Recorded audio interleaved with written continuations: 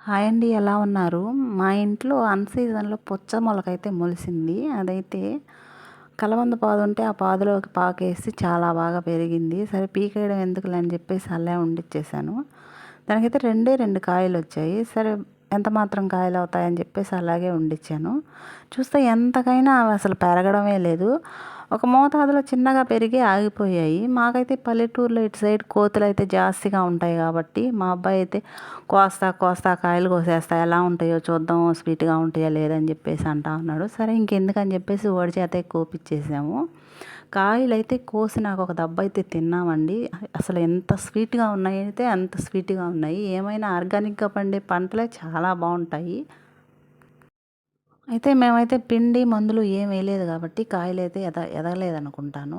బయట వైట్ అయితే ఎక్కువుంది. లోపల రెడ్ తక్కువుంది. అయితే మాత్రం స్వీట్ మాత్రం చాలా ఎక్కువగా ఉందండి. ఇంకో కాయ కూడా కోసాం గానీ అది మీకైతే నేను చూపెట్టలేదు. ఓకే ఫ్రెండ్స్, మరి లైక్ చేయండి, షేర్ చేయండి, సబ్స్క్రైబ్ చేయండి.